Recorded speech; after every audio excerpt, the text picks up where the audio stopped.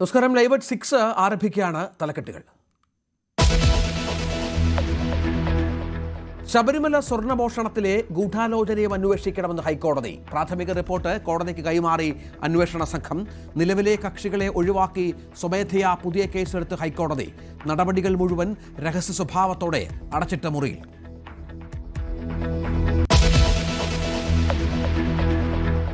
ശബരിമല സ്ത്രീ പ്രവേശം വീണ്ടും ചർച്ചയാക്കി NK പ്രേമചന്ദ്രന്റെ പൊറോട്ട പരാമർശം. പ്രേമചന്ദ്രനെതിരെ ആക്രമണം കടുപ്പിച്ച CPM, പിന്തുണയുമായി സംഘപരിവാർ നേതാക്കൾ. വിവാദത്തിൽ തൊടാതെ UDF. ആരോപണങ്ങൾ നിഷേധിച്ച മണ്ടത്തരമാണ് അയാൾ പറയുന്ന ഒരു മണ്ടനാണ് എന്ന തരത്തിലാണ് ഞാൻ അതിനെ കണ്ടത്. പക്ഷേ അതിൽ പിന്നീടാണ് എനിക്കത് കൂടുതലായിട്ട് ബോധ്യപ്പെടുന്നത്. വളരെ ബോധപൂർവമായി സമൂഹത്തിൽ ഒരു കലാപം അഴിച്ചുവിടുക എന്നുള്ള ഗൂഢ ലക്ഷ്യത്തോടു കൂടിയാണ് അദ്ദേഹം ഇത്തരം ഒരു പ്രസ്താവന നടത്തിയിരിക്കുന്നത്.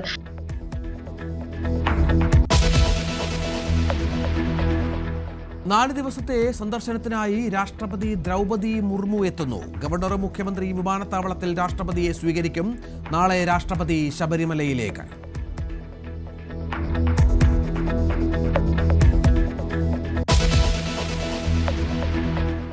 സംസ്ഥാനത്ത് വരും മണിക്കൂറുകളിൽ അതിതീവ്ര മഴയ്ക്കു സാധ്യത. ഇടുക്കി, പാലക്കാട്, മലപ്പുറം ജില്ലകളിൽ നാളെ റെഡ് അലർട്ട്. 3 ജില്ലകളിലും വിദ്യാഭ്യാസ സ്ഥാപനങ്ങൾക്ക് അവധി. കനത്ത മഴയിൽ എറണാകുളം കുമ്പളത്ത് വീട് തകർന്നു.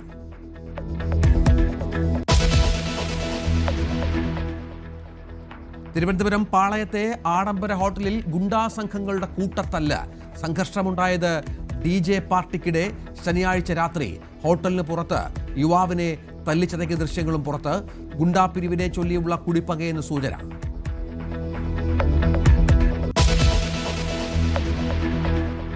നവി മുംബൈയിലെ ഫ്ളാറ്റിലുണ്ടായ തീപിടുത്തത്തിൽ മരിച്ചവരിൽ 3 മലയാളികളും അച്ഛനും അമ്മയും കുഞ്ഞും തിരുവനന്തപുരം സ്വദേശികൾ. ഗുരുതരമായി പരിക്കേറ്റ 11 പേർ ചികിത്സയിൽ.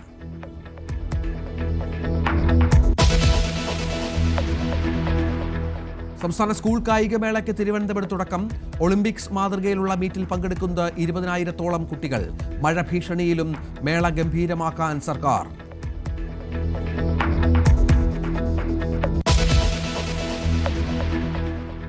വാർത്തകളുടെ വിശദാംശങ്ങളിലേക്ക്. ശബരിമല സ്വർണ്ണക്കൊള്ളയിൽ പ്രത്യേക അന്വേഷണ സംഘം നേരത്തെ എടുത്ത 2 കേസുകളിലെ പ്രതികളെയും കക്ഷികളെയും ഒഴിവാക്കി പുതിയ FIR രജിസ്റ്റർ ചെയ്ത കോടതി. നിർദ്ദേശം: ദേവസ്വം ബോർഡ്, വിജിലൻസ്, സർക്കാർ എന്നിവർ മാത്രം കക്ഷിയേർത്ത് പുതിയ കേസെടുക്കാനാണ് ഇടക്കാല ഉത്തരവിലൂടെ കോടതി നിർദ്ദേശം നൽകിയത്. സംഭവത്തിൽ ക്രിമിനൽ ഗൂഢാലോചന അന്വേഷിക്കണമെന്നും കോടതി ആവശ്യപ്പെട്ടു. ഉണ്ണികൃഷ്ണൻ പോറ്റിയും സ്മാർട്ട് ക്രിയേഷൻസും പുതിയ കേസിൽ ഉൾപ്പെടില്ല. കേസിന്റെ രഹസ്യ സ്വഭാവം ഉറപ്പാക്കാനാണ് കോടതിയുടെ പുതിയ നീക്കം. ശബരിമല സ്വർണ്ണപ്പാളി വിവാദവുമായി ബന്ധപ്പെട്ട് ഹൈക്കോടതിയിൽ അന്വേഷണ സംഘം ഇടക്കാല അന്വേഷണ പുരോഗതി റിപ്പോർട്ട് സമർപ്പിക്കുന്ന സാഹചര്യമുണ്ടായി. അതുമാത്രമല്ല, ഹൈക്കോടതി മറ്റെല്ലാവരെയും, അതായത് സർക്കാരിൻ്റെയും ദേവസ്വത്തിൻ്റെയും അഭിഭാഷകരെ പുറത്താക്കിക്കൊണ്ടാണ് ഈ പ്രൊസീഡിങ്സ് നടത്തിയത് എന്നുള്ളത് ശ്രദ്ധേയമാണ്. അങ്ങേയറ്റം രഹസ്യ സ്വഭാവം ഈ അന്വേഷണത്തിന് സൂക്ഷിക്കണമെന്ന് കോടതി ആദ്യഘട്ടത്തിൽ മുതൽ അന്വേഷണ സംഘത്തിന് നിർദ്ദേശം നൽകിയിരുന്നു. ഇത് മാത്രമല്ല, ഈ അന്വേഷണത്തിന്റെ ഓരോ ഘട്ടത്തിലും കോടതിക്ക് മാത്രമാണ് അന്വേഷണ സംഘം റിപ്പോർട്ട് ചെയ്യേണ്ടതെന്നും കോടതി നേരത്തെ തന്നെ സൂചിപ്പിച്ചിരുന്നു. ഇതുമായി ബന്ധപ്പെട്ട് കേസിന്റെ അന്വേഷണ പുരോഗതി കോടതി വിലയിരുത്തി. ഇതുമായി ബന്ധപ്പെട്ട് ഗൂഢാലോചന കുറ്റമുണ്ടെങ്കിൽ ആ കാര്യവും കേസ് രജിസ്റ്റർ ചെയ്ത് അന്വേഷിക്കണമെന്നും കോടതി പറഞ്ഞിട്ടുണ്ട്. മാത്രമല്ല, ഇതിൽ പ്രധാനമായും കോടതി എടുത്തിട്ടുള്ള ഒരു തീരുമാനം പുതിയൊരു ഹർജി, അതായത് പുതിയൊരു കേസ് കോടതി എടുക്കുകയാണ്. ഈ പുതിയ കേസിൽ സർക്കാർ, ദേവസ്വം, അതുപോലെ വിജിലൻസ്, ഈ 3 പേരെ കക്ഷിയാക്കിയിട്ടാണ് പുതിയ കേസ് രജിസ്റ്റർ ചെയ്തിട്ടുള്ളത്. അതേസമയം ഉണ്ണികൃഷ്ണൻ പോറ്റിയും അതുപോലെ സ്മാർട്ട് ക്രിയേഷൻസും ഇതിൽ കക്ഷികളാകില്ല. ഇതിന് പ്രധാനപ്പെട്ട കാരണമെന്ന് പറയുന്നത് ഈ കേസിന്റെ സ്വഭാവം അതീവ രഹസ്യമായിരിക്കണം. കേസിൽ കക്ഷികളായുള്ള ആളുകൾക്ക് കൂടി ഇതിന്റെ വിവരങ്ങൾ ലഭിക്കുന്ന ഒരു സാഹചര്യം കൂടി ഉള്ളതുകൊണ്ടാണ് ഉണ്ണികൃഷ്ണൻ പോറ്റിയെയും അതുപോലെ സ്മാർട്ട് ക്രിയേഷൻസിന്റെ പ്രതിനിധികളെയും ഈ കേസിൽ നിന്നും ഒഴിവാക്കുന്ന സാഹചര്യം ഉണ്ടായത്. ഇത് മാത്രമല്ല, അടച്ചിട്ട മുറിയിലാണ് ഇന്ന് കേസിന്റെ നടപടിക്രമങ്ങൾ നടന്നത്. ഇതുമായി ബന്ധപ്പെട്ടുള്ള കാര്യങ്ങൾ അന്വേഷണ ഉദ്യോഗസ്ഥരോട് ചോദിച്ചറിയുകയും തുടർ നടപടികൾ എന്തൊക്കെ വേണമെന്ന് കോടതിയുടെ നിർദ്ദേശമുണ്ടായിരുന്നു. ജസ്റ്റിസ് രാജാ വിജയരാഘവനും അതുപോലെ KV ജയകുമാറും ചേർന്ന ഡിവിഷൻ ബെഞ്ചാണ്, ദേവസ്വം ബെഞ്ചാണ് ഈ കേസ് പരിഗണിക്കുന്നത്. ഇതുമായി ബന്ധപ്പെട്ട് നമ്മുടെ ഹൈക്കോടതിയുടെ ഓൺലൈൻ പോർട്ടൽ ആയിട്ടുള്ള വി കൺസോളിൽ പോലും ഓൺലൈൻ കോടതിയിൽ പോലും ഇതിൻ്റെ ദൃശ്യങ്ങൾ ലഭ്യമായിരുന്നു. എന്നാൽ ശബ്ദം ലഭ്യമായിരുന്നില്ല. അത് മ്യൂട്ട് ചെയ്തുകൊണ്ട് തന്നെയായിരുന്നു അത് മുന്നോട്ട് പോയിരുന്നത്. മാധ്യമങ്ങൾ ഇതുമായി ബന്ധപ്പെട്ട് സംയമനം പാലിക്കണമെന്ന് നേരത്തെ തന്നെ കോടതി പറഞ്ഞിട്ടുണ്ട്. മാധ്യമങ്ങൾക്ക് പോലും ഈ വിവരം ചോർത്തി നൽകരുത് എന്ന് SITക്ക് നിർദ്ദേശം നൽകിയിട്ടുണ്ട്. ഇതുമായി ബന്ധപ്പെട്ട ഒരു കാര്യവും SIT മറ്റാരോടും ഡിസ്കസ് ചെയ്യരുതെന്നും കോടതി പറഞ്ഞിട്ടുണ്ട്. ഉണ്ണികൃഷ്ണൻ പോറ്റി മാധ്യമങ്ങളോട് പ്രതികരിക്കാൻ പാടില്ല എന്നും കോടതി നിർദ്ദേശിച്ചിട്ടുണ്ട്. നിരവധി നിർദ്ദേശങ്ങൾ ഇതുമായി ബന്ധപ്പെട്ടത് അങ്ങേയറ്റം രഹസ്യ സ്വഭാവം സൂക്ഷിക്കേണ്ട ഒന്നാണ് എന്ന് കോടതി പറഞ്ഞിരിക്കുന്ന ഒരു സാഹചര്യമാണ് ഈ കേസുമായി ബന്ധപ്പെട്ടുള്ളത്. അതേസമയം ശബരിമലയിലെ സ്വത്ത് വിവരങ്ങളുടെ അന്വേഷണം റിട്ടയർഡ് ജസ്റ്റിസ് KT ശങ്കരന്റെ നേതൃത്വത്തിലുള്ള സംഘം അന്വേഷണം തുടങ്ങിയിട്ടുണ്ട്. അതുമായി ബന്ധപ്പെട്ടുള്ള ഇടക്കാല റിപ്പോർട്ടും അന്വേഷണ പുരോഗതി റിപ്പോർട്ടും ജസ്റ്റിസ് KT ശങ്കരൻ കോടതിയിൽ ഹാജരാക്കിയിട്ടുണ്ട്. വിജിലൻസിനോട്, അതായത് ദേവസ്വം വിജിലൻസിനോടും ഇത് ബന്ധപ്പെട്ടുള്ള കാര്യങ്ങൾ അന്വേഷിച്ചിട്ടുണ്ട്. ക്രൈംബ്രാഞ്ച് DGP H വെങ്കടേഷിന്റെ നേതൃത്വത്തിലുള്ള സംഘമാണ് SITക്ക് നേതൃത്വം നൽകുന്നത്. സംഘമാണ് കേസ് അന്വേഷിക്കുന്നത്. അന്വേഷണ സംഘത്തിന് നേതൃത്വം നൽകുന്നത് H വെങ്കടേഷാണ്. അതുപോലെ SP S ശശിധരൻ, 2 SHOമാർ, ഒരു സൈബർ പോലീസ് വിദഗ്ധൻ തുടങ്ങിയവരാണ് ഈ ടീമിലുള്ളത്. എന്തായാലും വീണ്ടും, അതായത് ഈ കേസ് 10 ദിവസം കഴിഞ്ഞിട്ടാണ് വീണ്ടും കോടതിയിൽ ഇടക്കാല റിപ്പോർട്ട് സമർപ്പിക്കുന്ന സാഹചര്യത്തിലേക്ക് പോയത്. 6 ആഴ്ചയാണ് അന്വേഷണ സംഘത്തിന് നൽകിയിരിക്കുന്ന സമയം. 2 ആഴ്ച സമയം കൂടി അനുവദിക്കണമെന്ന് അന്വേഷണ സംഘം ആവശ്യപ്പെട്ടിട്ടുണ്ട്. എന്നിരുന്നാലും ഈ ഇടക്കാല റിപ്പോർട്ട് 2 ആഴ്ച കൂടുമ്പോൾ ഇടക്കാല അന്വേഷണ പുരോഗതി റിപ്പോർട്ട് കോടതിയിൽ ഹാജരാക്കണമെന്നും കോടതിയെ കാര്യങ്ങൾ ധരിപ്പിക്കണമെന്നും നിർദ്ദേശമുണ്ട്. അതനുസരിച്ചിട്ടാണ് ഇന്ന് 10ാമത്തെ ദിവസം ഈ അന്വേഷണ പുരോഗതി റിപ്പോർട്ട് കോടതിയിൽ സമർപ്പിക്കുകയും തുടർന്നുണ്ടായ നടപടിക്രമങ്ങളും കോടതി സ്വീകരിച്ചത്. ശബരിമല സ്വർണ്ണമോഷണത്തിൽ 1-ാം പ്രതി ഉണ്ണികൃഷ്ണൻ പോറ്റിയുടെ സഹായി അനന്തസുബ്രഹ്മണ്യത്തെ മണിക്കൂറുകൾ നീണ്ട ചോദ്യം ചെയ്യലിനു ശേഷം പ്രത്യേക സംഘം വിട്ടയച്ചു. നോട്ടീസ് നൽകിയാണ് വിട്ടയച്ചതെന്ന് അന്വേഷണ സംഘം അറിയിച്ചു. ഇന്നലെ ഉച്ചയോടെയാണ് അനന്തസുബ്രഹ്മണ്യത്തെ ചോദ്യം ചെയ്യാൻ വിളിപ്പിച്ചത്. ഉണ്ണികൃഷ്ണൻ പോറ്റിക്ക് വേണ്ടി ദ്വാരപാലക പാളികൾ കൊണ്ടുപോയത് അനന്തസുബ്രഹ്മണ്യമാണെന്ന് പ്രത്യേക അന്വേഷണ സംഘം കണ്ടെത്തിയിരുന്നു. ഒരിടവേളയ്ക്ക് ശേഷം ശബരിമല സ്ത്രീപ്രവേശം വീണ്ടും ചർച്ചയാവുകയാണ്. പൊറോട്ടയും ബീഫും കഴിച്ച് യുവതികളെ മല കയറ്റിയെന്ന RSP നേതാവും കൊല്ലം MPയുമായ NK പ്രേമേന്ദ്രന്റെ പരാമർശത്തെ തുറന്നെതിർത്ത് CPM കേന്ദ്രങ്ങൾ രംഗത്തെത്തി. സംഘപരിവാർ നേതാക്കൾ പ്രേമേന്ദ്രന്റെ പിന്തുണയുമായി എത്തുമ്പോൾ UDF ഈ വിഷയത്തിൽ മൗനം പാലിക്കുകയാണ്. ആരോപണം നിഷേധിച്ച് ബിന്ദു അമ്മണിയും ഇന്ന് രംഗത്ത് വന്നു. പന്തളത്ത് നടന്ന UDFന്റെ വിശ്വാസ സംരക്ഷണത്തിനിടയിലായിരുന്നു NK പ്രേമചന്ദ്രന്റെ വിവാദമായ ആ വാക്കുകൾ. കേൾക്കാം. പാലായിലെ ഗസ്റ്റ് ഹൗസിൽ കൊണ്ടുവന്ന് ബീഫും പൊറോട്ടയും വാങ്ങിക്കൊടുത്ത് വിശ്വാസത്തെ വികലമാക്കി അതിനുശേഷം പോലീസ് വാനിൽ ആരും കാണാതെ കിടത്തിക്കൊണ്ടുവന്ന് പമ്പയിലെത്തിച്ച് മലകയറ്റാൻ നേതൃത്വം കൊടുത്ത പ്രേമചന്ദ്രനെതിരെ CPM സൈബർ കേന്ദ്രങ്ങൾ ശക്തമായി രംഗത്തെത്തി. UDFന്റെയും കോൺഗ്രസിന്റെയും മറ്റു നേതാക്കൾ പറയാത്തതും സംഘപരിവാർ കേന്ദ്രങ്ങൾ പോലും ഉന്നയിക്കാത്തതുമായ കടുത്ത ആരോപണമാണ് NK പ്രേമചന്ദ്രൻ ഉന്നയിച്ചത് എന്നതാണ് CPM കേന്ദ്രങ്ങളുടെ വാദം. എന്ന് മാത്രമല്ല, UDFന്റെ ഭാഗമാണെങ്കിലും കമ്മ്യൂണിസ്റ്റ് ആശയങ്ങൾ പിൻപറ്റുന്ന ഒരു രാഷ്ട്രീയ നേതാവാണ് ഇത്തരം നിലപാടെടുത്തത് എന്നതുകൂടിയാണ് സൈബർ കേന്ദ്രങ്ങളിൽ രൂക്ഷമായ നീക്കങ്ങൾക്ക് കാരണമായത്. പ്രേമചന്ദ്രനെതിരെ CPM കേന്ദ്രങ്ങളും രൂക്ഷ പരാമർശം നടത്തുന്നു. വർഷങ്ങൾക്ക് മുമ്പുള്ള കാര്യമാണ് ഇപ്പോൾ പുതുതായി എന്നതുപോലെ അവതരിപ്പിക്കുന്നത്. അതിലൊരു വസ്തുതയുമില്ല. ഇല്ലാത്ത കാര്യം ഉണ്ടെന്ന് ഇരുട്ടിൽ കരിപൂച്ചിയെ തപ്പും പോലെ പ്രേമചന്ദ്രനും കൂട്ടുകാരും തപ്പി നോക്കുകയാണ്. പിന്നാലെ പ്രേമചന്ദ്രൻ വിശദീകരണവുമായി രംഗത്തെത്തി നിലപാടിൽ ഉറച്ചു നിൽക്കുന്നു എന്ന് വാദിക്കുന്ന പ്രേമചന്ദ്രൻ, പക്ഷേ തന്റെ പാർട്ടിയിലെ ഷിബു ബേബി ജോൺ അടക്കം മുമ്പ് ഉന്നയിച്ച ഈ ആക്ഷേപം താൻ മാത്രം ഉന്നയിക്കുമ്പോൾ എന്തിന് വിവാദമാകുന്നു എന്ന ചോദ്യം ഉന്നയിക്കുന്നു. RSPയുടെ സംസ്ഥാന സെക്രട്ടറി ഷിബു ബേബി ജോൺ ആണ് ആദ്യമായി ഈ പ്രശ്നം പത്രസമ്മേളനം വിളിച്ചു പറഞ്ഞു. ഈ കാര്യങ്ങൾ ഇതിനു മുമ്പ് ഷിബു ബേബി ജോൺ പറഞ്ഞപ്പോഴും VD സതീശൻ പറഞ്ഞപ്പോഴും ഒരിക്കലും തോന്നാത്തൊരു വികാരമാണ് കഴിഞ്ഞ ദിവസം പന്തളത്ത് ഞാൻ പ്രസംഗിച്ചതിന് ശേഷം CPM സൈബർ സംഘത്തിന്റെ നേതൃത്വത്തിലുള്ള കനത്ത കടന്നാക്രമണം നടന്നുകൊണ്ടിരിക്കുന്നത്. ഇപ്പോഴും ഈ വിഷയത്തിൽ പ്രേമചന്ദ്രനപ്പുറം UDFന്റെയോ കോൺഗ്രസിന്റെയോ മറ്റു നേതാക്കൾ സമാന പ്രസ്താവനകളുമായി ഇത് ഏറ്റെടുക്കാൻ തയ്യാറായിട്ടില്ല എന്നതാണ് ശ്രദ്ധേയമായ കാര്യം. പ്രേമചന്ദ്രന്റെ ആരോപണങ്ങൾ ബിന്ദു അമ്മണിയും നിഷേധിച്ചു. തുടക്കത്തിൽ ഇതൊരു മണ്ടത്തരമാണ്, അയാൾ പറയുന്ന ഒരു മണ്ടനാണ് എന്ന തരത്തിലാണ് ഞാൻ അതിനെ കണ്ടത്. പക്ഷേ അതിൽ പിന്നീടാണ് എനിക്കത് കൂടുതലായിട്ട് ബോധ്യപ്പെടുന്നത്. വളരെ ബോധപൂർവമായി സമൂഹത്തിൽ ഒരു കലാപം അഴിച്ചുവിടുക എന്നുള്ള ലക്ഷ്യത്തോടു കൂടിയാണ് അദ്ദേഹം ഇത്തരം ഒരു പ്രസ്താവന നടത്തിയിരിക്കുന്നത്. അത് അദ്ദേഹം ഇരിക്കുന്ന ഒരു സ്ഥാനത്തിന് യോജിച്ചതല്ല.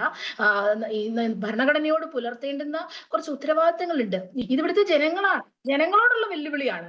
അപ്പൊ അത് വളരെ ഗൗരവതരമായിട്ട് ഇതിനെ കാണുകയും അയാൾ തെറ്റുതിരുത്തുകയും ചെയ്യുമെന്നാണ് ഞാൻ പ്രതീക്ഷിക്കുന്നത്. ശബരിമല എന്നും തീ പിടിപ്പിക്കുന്ന വിഷയമാണ്. പ്രത്യേകിച്ചും ഒരു തെരഞ്ഞെടുപ്പിന്റെ പടിവാതിക്കൽ നിൽക്കുമ്പോൾ ഈ വിഷയം ഉന്നയിച്ചുകൊണ്ട് നീങ്ങാൻ തന്നെയാണ് UDFന്റെ നീക്കം. എക്കാലവും CPMനും സർക്കാരിനുമെതിരെ UDFും ഒപ്പം തന്നെ സംഘപരിവാർ കേന്ദ്രങ്ങളും ഈ ആരോപണങ്ങൾ ഉന്നയിക്കാറുണ്ടെങ്കിലും സമീപകാലത്ത് ഇതാദ്യമായിട്ടാണ് ഇത്ര ശക്തമായ രൂക്ഷമായ പരാമർശം. അതുകൊണ്ട് തന്നെ CPM നേതാക്കളും കരുതലോടെയാണ്. പ്രേമചന്ദ്രനെതിരെ നീക്കങ്ങളും രാഷ്ട്രീയ നീക്കങ്ങളും അവരുടെ ഭാഗത്തു നിന്നും ഉണ്ടാവുകയും ചെയ്യും. എന്തായാലും ശബരിമല യുവതീ പ്രവേശന വിഷയം വീണ്ടും തെരഞ്ഞെടുപ്പ് രംഗത്തേക്ക് ഉയർത്തിവിടുന്നതോടുകൂടി വിഷയത്തിൽ വലിയ രാഷ്ട്രീയ നീക്കങ്ങൾക്കും സാധ്യതയുണ്ട്. കോഴിക്കോട് താമരശ്ശേരിയിൽ ഫ്രഷ് കട്ട് ഫാക്ടറി സമരത്തിൽ സംഘർഷം. ഫാക്ടറിക്ക് തീയിട്ടു. മാലിന്യവണ്ടിക്ക് നേരെ സമരക്കാർ കല്ലെറിഞ്ഞു. സ്ഥലത്ത് പോലീസും നാട്ടുകാരും ഏറ്റുമുട്ടി. മാസങ്ങളായി സ്ഥാപനത്തിനെതിരെ നാട്ടുകാർ പ്രക്ഷോഭത്തിലാണ്.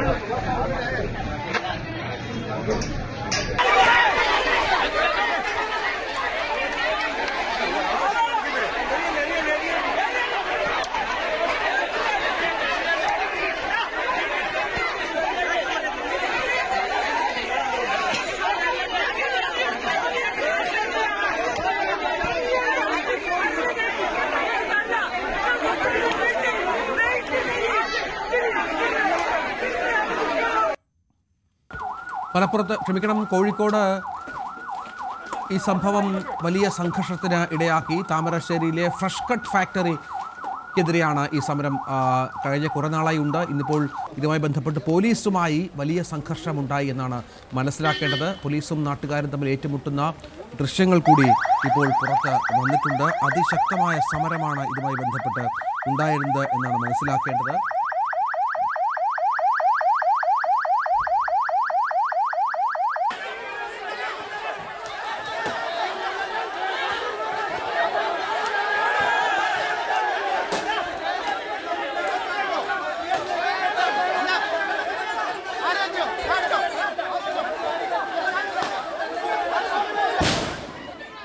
MS സനീഷ് കുമാർ വിവരങ്ങൾ പങ്കുവെക്കും. അനീഷ, ഇപ്പോഴും സംഘർഷവും സമരവും മറ്റും തുടരുകയാണോ?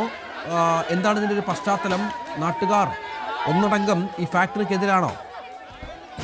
രഞ്ജിത്ത്, ഏതാനും മാസങ്ങളായി തന്നെ ഫ്രഷ് കട്ട് ഫാക്ടറിക്കെതിരായ ശക്തമായ സമരങ്ങൾ താമരശ്ശേരിയിൽ നടന്നു വരികയാണ്. കോഴിക്കോട് ജില്ലയിലെ ഈ കോഴിക്കടകളിൽ നിന്നും ശേഖരിക്കുന്ന ചിക്കൻ മാലിന്യങ്ങൾ, അതായത് കോഴിയിറച്ചിയുടെ മാലിന്യങ്ങൾ സംസ്കരിക്കുന്നതിനുള്ള ഒരു കേന്ദ്രമാണ് ഫ്രഷ് കട്ട്. ഇവിടെ ഈ കോഴി മാലിന്യങ്ങൾ എത്തിയ ശേഷം പ്രത്യേക രീതിയിൽ അത് സംസ്കരിച്ച് വളമാക്കി മാറ്റുക എന്നതാണ് ഈ ഫാക്ടറി കൊണ്ട് ലക്ഷ്യമിടുന്നതെന്ന് നേരത്തെ ഇതിന്റെ ഫാക്ടറി ഉടമകളടക്കം നമ്മളോട് പറഞ്ഞിരുന്നു. പക്ഷേ ഈ സംസ്കരിക്കുന്ന സമയത്ത് ഈ കോഴിയിറച്ചിയും മറ്റും വേവിച്ച ശേഷമാണ് അത് പൊടിച്ച് വളമാക്കി മാറ്റുന്നത്. ആ സമയത്ത് ഫാക്ടറിയിൽ നിന്നും രൂക്ഷമായ ഗന്ധം അന്തരീക്ഷത്തിലേക്ക് എത്തുന്നു എന്നായിരുന്നു നാട്ടുകാരുടെ പരാതി. ഏതാണ്ട് മുഴുവൻ സമയങ്ങളിലും വലിയ ഗന്ധം ഈ ഫാക്ടറിയിൽ നിന്നും ഉണ്ടാവുന്നതിനാൽ ആളുകൾക്ക് സ്വസ്ഥമായി ജീവിക്കാൻ കഴിയാത്തൊരു സാഹചര്യത്തിലേക്ക് മാറുന്നു. ഒപ്പം ആ നാട്ടുകാരായ ആളുകൾ പലരും രോഗബാധിതരായി മാറുന്നു എന്നടക്കമുള്ള നിരവധി പരാതികൾ ഈ പ്രദേശവാസികളുടെ ഭാഗത്തുനിന്നും ഉണ്ടായിരുന്നു. ഒപ്പം ഈ സമീപത്തൂടെ കടന്നു പോകുന്ന ജലസ്രോതസ്സിനെ ഈ ഫാക്ടറി മലിനമാക്കുന്നു എന്നടക്കമുള്ള ഗുരുതരമായ ആരോപണങ്ങളും ഉന്നയിച്ചിരുന്നു. എന്തായാലും മാസങ്ങളായി തന്നെ ഇതിന്റെ പ്രവർത്തനം നടക്കുമ്പോൾ ഇതിനെതിരെ പ്രതിഷേധമുണ്ടായിരുന്നു. പല ഘട്ടങ്ങളിലെ പ്രതിഷേധം നടത്തിയിരുന്നു. നിരവധി ചർച്ചകൾ സർക്കാർ തലത്തിലും കളക്ടറുടെ തലത്തിലുമൊക്കെ നടന്നിരുന്നു. അതിനുശേഷം ഫാക്ടറിയിൽ വലിയ രൂപമാറ്റം വരുത്തി പൂർണ്ണമായും മാലിന്യം സംസ്കരിക്കുന്ന, അതായത് പുറത്തേക്ക് ഒരു കുറച്ചുപോലും ഗന്ധം വരാത്ത രീതിയിലുള്ള പ്രവർത്തനങ്ങൾ പൂർത്തിയാക്കിയതായി കമ്പനി പറഞ്ഞിരുന്നു. ഏതാനും നാളുകൾ ഫാക്ടറി അടച്ചിരുന്ന ഒരു സാഹചര്യമൊക്കെ ഉണ്ടായിരുന്നു. എന്നാൽ ഇതിനുശേഷവും വീണ്ടും നാട്ടുകാരുടെ ഭാഗത്തു നിന്നും പ്രതിഷേധം കനക്കുകയായിരുന്നു. ഇന്ന് ഇത്തരത്തിലാണ് വീണ്ടും ഉപരോധ സമരവുമായി നാട്ടുകാർ രംഗത്തെത്തുകയും ഈ സ്ഥാപനത്തിലേക്ക് ഈ കോഴി മാലിന്യവുമായി പോയ വാഹനങ്ങൾ തടയുകയും ചെയ്തത്. ഈ വാഹനങ്ങൾക്ക് നേരെ നാട്ടുകാരുടെ ഭാഗത്തുനിന്നും കല്ലേറുണ്ടായി. ഈ തുടർന്ന് പോലീസ് ബലപ്രയോഗത്തിലൂടെ ഈ പ്രവർത്തകരെ നീക്കാൻ ശ്രമിച്ചു. തുടർന്നാണ് പോലീസും പ്രവർത്തകരും തമ്മിൽ വലിയ ഏറ്റുമുട്ടൽ ഉണ്ടായത്. താമരശ്ശേരി CI ഷായുജ് അടക്കമുള്ളവർക്ക് ഈ സംഘർഷത്തിനിടെ പരിക്കേറ്റു എന്നാണ് മനസ്സിലാക്കാൻ കഴിയുന്നത്. നിരവധി പോലീസുകാരും നാട്ടുകാരായ പ്രതിഷേധക്കാരും ഇതിനകം ആശുപത്രിയിൽ ചികിത്സ തേടിയിട്ടുണ്ട്. ഇതിനുശേഷമാണ് ഈ ഫാക്ടറിയുടെ ഒരു ഭാഗത്തിന് പ്രതിഷേധക്കാർ തീയിട്ടതെന്നാണ് മനസ്സിലാക്കാൻ കഴിഞ്ഞത്. എന്തായാലും തീ അണയ്ക്കാൻ സാധിച്ചു. പെട്ടെന്ന് തന്നെ കൂടുതൽ ഇടങ്ങളിലേക്ക് ഫാക്ടറിയുടെ കൂടുതൽ ഭാഗങ്ങളിലേക്ക് തീ പടർന്നിട്ടില്ല എന്നാണ് നമുക്ക് ഇപ്പോൾ മനസ്സിലാകാൻ കഴിയുക. എന്തായാലും ഇത് സംബന്ധിച്ച് കൂടുതൽ വിവരങ്ങൾ വൈകാതെ ലഭ്യമാവും. എന്തായാലും ഈ പ്രതിഷേധക്കാരുടെ പ്രതിഷേധം അണപൊട്ടിയിരിക്കുന്നു എന്ന് തന്നെയാണ് വ്യക്തമാക്കാൻ സാധിക്കുന്നത്. എന്തായാലും അങ്ങേയറ്റം നാടകീയമായും ഒപ്പം സംഘർഷപരമായ കാര്യങ്ങളിലേക്കാണ് ഇന്ന് കാര്യങ്ങൾ നീങ്ങിയിരിക്കുന്നത്. പ്രതിഷേധക്കാരെ ആശുപത്രിയിലേക്ക് മാറ്റിയിട്ടുണ്ട്. ഇപ്പോഴും ഒരു ഭാഗത്ത് പ്രവർത്തകർ ഈ നാട്ടുകാരായ പ്രതിഷേധക്കാർ സംഘടിച്ചു നിൽക്കുന്നുണ്ട്. ഒരു ഭാഗം ആളുകളെ ആശുപത്രിയിലേക്ക് ഇതിനകം മാറ്റി കഴിഞ്ഞിട്ടുമുണ്ട്. എന്തായാലും സംഘർഷാവസ്ഥയ്ക്ക് പൂർണ്ണമായി അയവ് വന്നിട്ടില്ല. ഇപ്പോഴും സംഘർഷം അവിടെ ഉണ്ട് എന്നാണ് അനീഷിൻ്റെ വിശദാംശങ്ങളിൽ നിന്ന് മനസ്സിലാകുന്നത്. ഫ്രഷ് കട്ട് ഫാക്ടറിക്കെതിരെ കഴിഞ്ഞ കുറേ നാളായി നാട്ടുകാർ സമരത്തിലാണ്. ഇപ്പോൾ പോലീസ് അവിടെ ഇടപെടുന്നു, ആ ഫാക്ടറി കത്തിക്കുന്നു. അതിനുശേഷം ഇപ്പോഴും അന്തരീക്ഷം ഒട്ടും സമാധാനപരമായിട്ടില്ല എന്നുള്ള വിവരങ്ങൾ കൂടി പുറത്തു വരുന്നുണ്ട്. MS അനീഷ് കുമാറാണ് വിവരങ്ങൾ പങ്കുവച്ചത്. ആ ദൃശ്യങ്ങൾ നമുക്കൊന്നുകൂടി കാണാം. സാധാരണമായ ഒരു സമരമാണ് ഈ ഫാക്ടറിക്കെതിരെ അവിടെ സംഭവിക്കുന്നത് എന്നുള്ളതാണ്.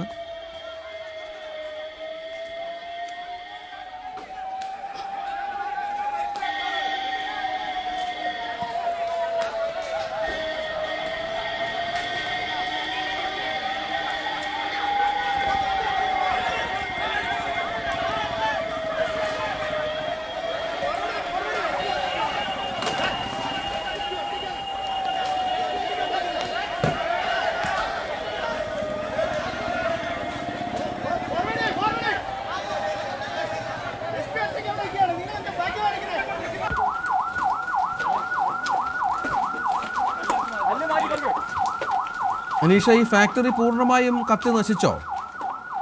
ആ ഫാക്ടറി പൂർണ്ണമായും കത്തി നശിച്ചിട്ടില്ല എന്നാണ് നമുക്ക് മനസ്സിലാക്കാൻ കഴിയുന്നത്. പ്രതിഷേധക്കാരൊക്കെ നിരോധിച്ച വഴിയുടെ ഒരു ഭാഗത്തോട് ചേർന്ന്, അതായത് ഫാക്ടറിയുടെ തുടക്ക ഭാഗമാണ് കത്തിയതെന്നാണ് നമുക്ക് ഇപ്പോൾ മനസ്സിലാക്കാൻ കഴിയുന്നത്.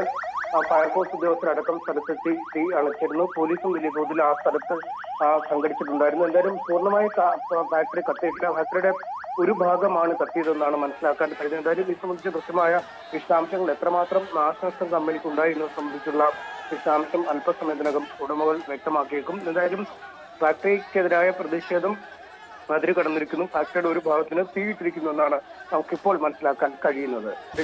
ഏതായാലും വലിയ സംഘർഷം, റൂറൽ SP അടക്കം പരിക്ക് ഏൽക്കുന്ന വിധത്തിലുള്ള വലിയ സംഘർഷം അവിടെ സംഭവിച്ചിരിക്കുന്നു.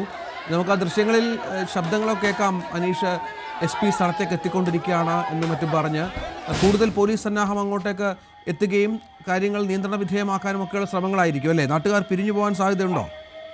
തീർച്ചയായും വലിയ പോലീസ് സന്നാഹമാണ് അവിടേക്ക് സംഘടിച്ചിരിക്കുന്നത്. നമുക്കറിയാം, നേരത്തെ തന്നെ പലവട്ടവും ഫ്രഷ് കട്ടിന്റെ സമരം നടന്നപ്പോഴും വലിയ പോലീസ് സന്നാഹങ്ങൾ ഏർപ്പെടുത്തിയാണ് ഇതിനെ തടഞ്ഞിരുന്നത്. പലപ്പോഴും ഈ പ്രതിഷേധങ്ങൾ അണപൊട്ടി പോവുകയും വാഹനങ്ങൾ തടയുകയും ഫാക്ടറിക്ക് നേരെ പ്രതിഷേധവുമായി എത്തുകയും ഒക്കെ ചെയ്യുന്ന ഒരു സാഹചര്യമുണ്ടായിരുന്നു. പക്ഷേ കഴിഞ്ഞ കുറച്ച് നാളുകളായി അങ്ങേയറ്റം സമാധാനപരമായ അല്ലെങ്കിൽ കാര്യമായ ആലോചനകൾ ഇല്ലാതെയാണ് ഈ പ്രക്ഷോഭം മുന്നോട്ട് പോയിക്കൊണ്ടിരുന്നത്. ഈ ഫാക്ടറിയുടെ ഭാഗത്തു നിന്നുമുള്ള അവകാശവാദങ്ങൾ അനുസരിച്ച് ഈ പ്രതിഷേധക്കാരുടെ വാക്കുകളെ പൂർണ്ണമായും മുഖവിലേക്കെടുത്ത് സർക്കാരിൽ നിക്ഷിപ്തമായ അല്ലെങ്കിൽ സർക്കാരിൽ നിന്ന് നൽകിയ എല്ലാ നിർദ്ദേശങ്ങളും പാലിച്ച് മലിനീകരണ നിയന്ത്രണ ബോർഡിന്റെ ഉത്തരവടക്കം പാലിച്ചാണ് ഈ ഫാക്ടറിയുടെ പ്രവർത്തനങ്ങൾ നടക്കുന്നതെന്നായിരുന്നു അവർ പറഞ്ഞിരുന്നത്. പക്ഷേ ഏത് വിധേനയും ഇത്രയധികം മാലിന്യങ്ങൾ സംസ്കരിക്കുന്ന ഒരു സ്ഥാപനം തങ്ങളുടെ നാട്ടിൽ പ്രവർത്തിക്കാൻ പാടില്ല എന്ന ശക്തമായ തീരുമാനത്തിലേക്ക് നാട്ടുകാർ പോവുകയും ചെയ്തു. കാരണം കോഴിക്കോട് ജില്ലയിൽ ഈ കോഴിയിറച്ചി മാലിന്യങ്ങൾ സംസ്കരിക്കുന്നതിനുള്ള ഏക സ്ഥാപനം ഫ്രഷ് കട്ടാണ്. നൂറുകണക്കിന് കോഴിയിറച്ചി വിൽക്കുന്ന കടകളുണ്ട്, ഇതുമായി ബന്ധപ്പെട്ട അനുബന്ധ സ്ഥാപനങ്ങളുണ്ട്. പക്ഷേ ഇവയെല്ലാം ഒറ്റ ഇടത്ത് കൊണ്ടുവന്നാണ് സംസ്കരിക്കുന്നത്. അതുകൊണ്ട് വികേന്ദ്രീകൃതമായ സംസ്കരണ നടപടികൾ ചെയ്യണമെന്നായിരുന്നു അന്നും പ്രതിഷേധക്കാർ ആവശ്യപ്പെടുന്നത്. പക്ഷേ അതിനനുസരിച്ച് അവർ വികേന്ദ്രിതമാക്കുന്നതിന് പകരം കൂടുതൽ മെച്ചപ്പെട്ട സൗകര്യങ്ങൾ ഏർപ്പെടുത്താൻ ശ്രമിക്കുന്നു എന്നാണ് ഫ്രഷ് കട്ടിന്റെ ഉടമകൾ പറഞ്ഞിരുന്നത്. നേരത്തെ ഈ പ്രശ്നങ്ങളൊക്കെ ഉണ്ടായപ്പോൾ നമ്മളെ അടക്കം ന്യൂസ് 18 അടക്കം പൂർണ്ണമായും ഈ ഫാക്ടറി സന്ദർശിക്കുന്നതിനും ദൃശ്യങ്ങൾ ചിത്രീകരിക്കുന്നതിനും ഒക്കെ അവർ അവസരം നൽകുകയുമുണ്ടായിരുന്നു. അപ്പോഴൊക്കെ അവർ അവകാശപ്പെടുന്നത് ഈ കൂടുതൽ ഭദ്രമായ രീതിയിൽ സംസ്കരണ നടപടികൾ ഏർപ്പെടുത്തിയിരിക്കുന്നു.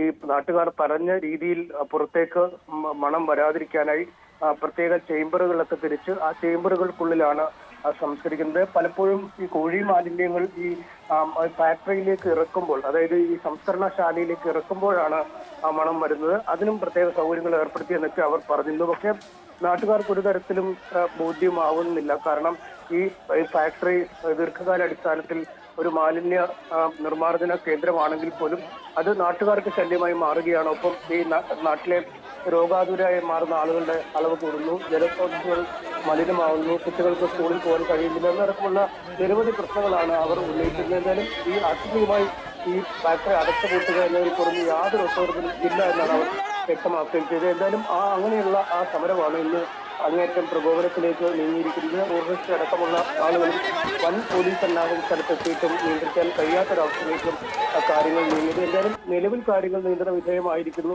ഈ പ്രവർത്തകരെയും പോലീസുകാരെയും ഒക്കെ ആശുപത്രികളിലേക്ക് മാറ്റിയിട്ടുണ്ടെന്നാണ് അറിയാൻ കഴിയുന്നത്. അതാണ് സാഹചര്യം. ഏതായാലും റൂറൽ SP അടക്കം ഈ സംഘർഷത്തിൽ പരിക്ക് പറ്റിയിട്ടുണ്ട് എന്നാണ് ഇപ്പോൾ നമുക്ക് ലഭ്യമാകുന്ന വിവരം. വലിയ സംഘർഷം ഇതുമായി ബന്ധപ്പെട്ട് ഇവിടെ സംഭവിക്കുന്നു എന്നുള്ളതാണ് ഇപ്പോൾ മനസ്സിലാകുന്നത്. വർഷങ്ങളായി പ്രവർത്തിക്കുന്ന ഒരു ഫാക്ടറിയാണ്. ഈ ഫാക്ടറിക്കെതിരെ നാട്ടുകാർ കുറേ നാളായി സമരത്തിലാണ്.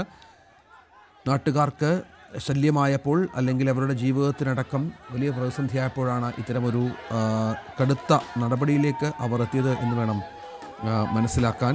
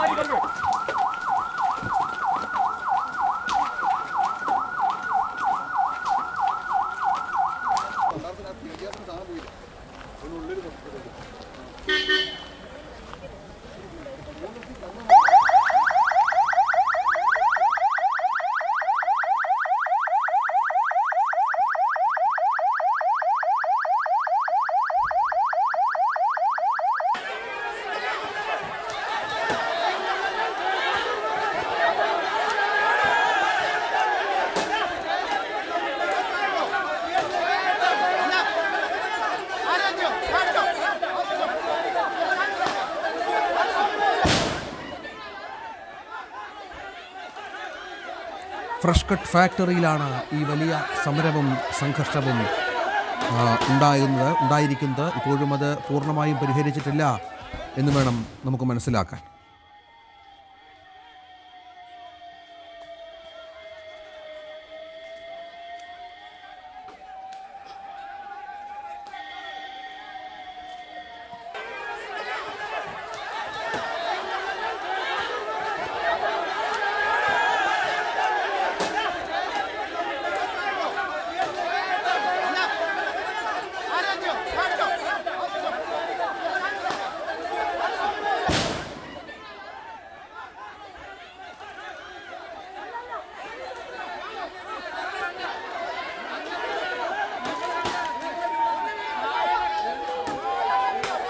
ഇപ്പോഴും സാഹചര്യങ്ങൾ അത്ര സുഖകരമല്ല.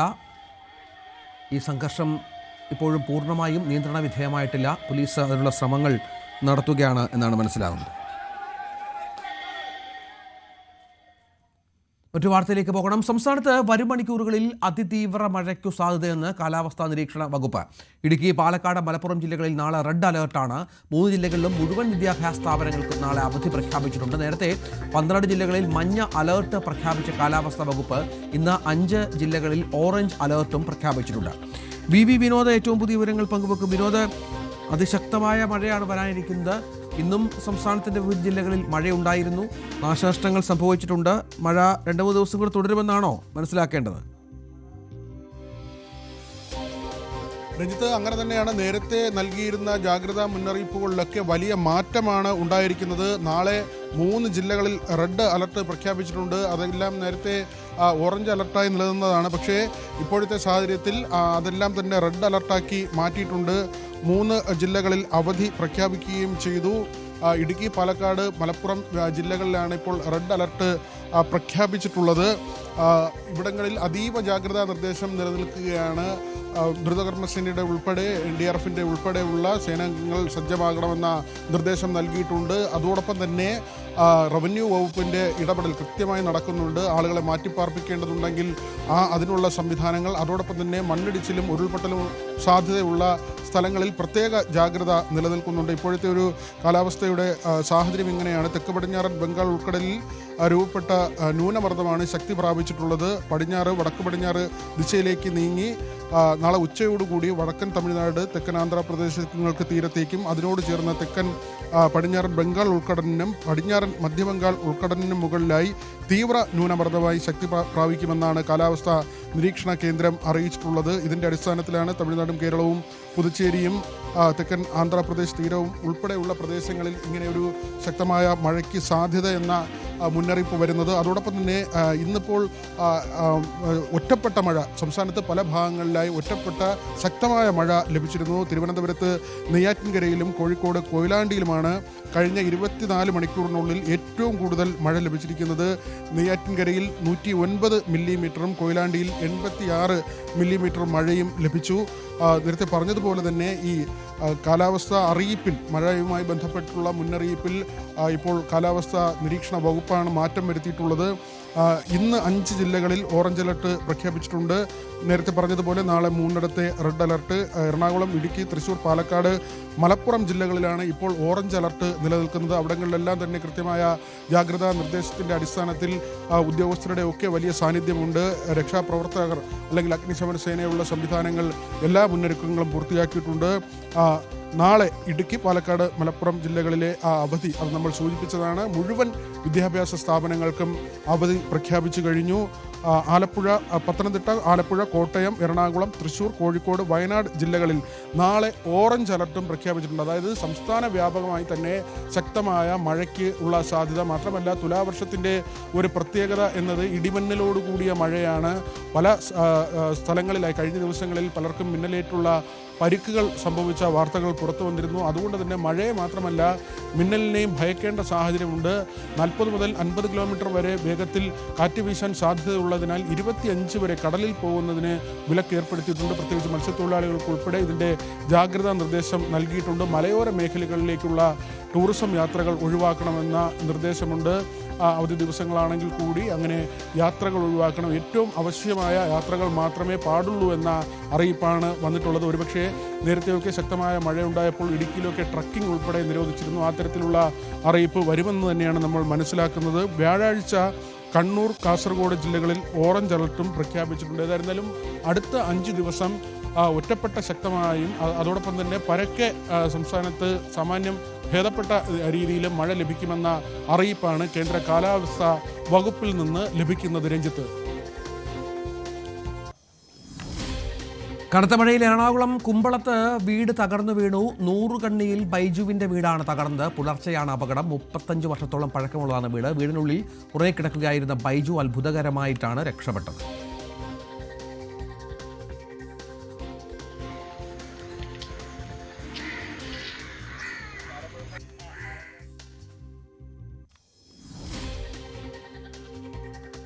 ഇടവേള.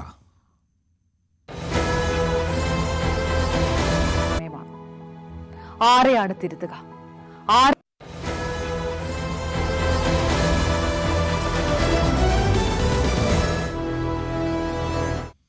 4 ദിവസ സന്ദർശനത്തിനായി രാഷ്ട്രപതി ദ്രൗപദി മുർമു കേരളത്തിലെത്തി. തിരുവനന്തപുരം വിമാനത്താവളത്തിൽ ഗവർണർ രാജേന്ദ്ര ആർലേക്കറും മുഖ്യമന്ത്രി പിണറായി വിജയനും രാഷ്ട്രപതിയെ സ്വീകരിച്ചു.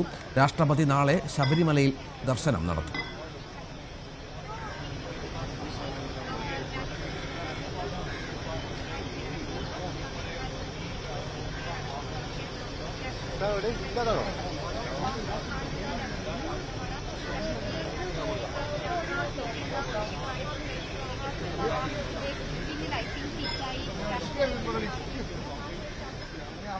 വി അരുൺ വിവരങ്ങൾ പങ്കുവെക്കും. അരുണ്, നാളെയാണ് രാഷ്ട്രപതി ശബരിമലയിലേക്ക് പോകുന്നത്. അതുതന്നെയാണ് വളരെ പ്രധാനപ്പെട്ട ഒരു സന്ദർശന ഉദ്ദേശവും. എന്തൊക്കെയാണ് വിശദാംശങ്ങൾ? തയ്യാറെടുപ്പുകളൊക്കെ ഏത് തരത്തിലായി?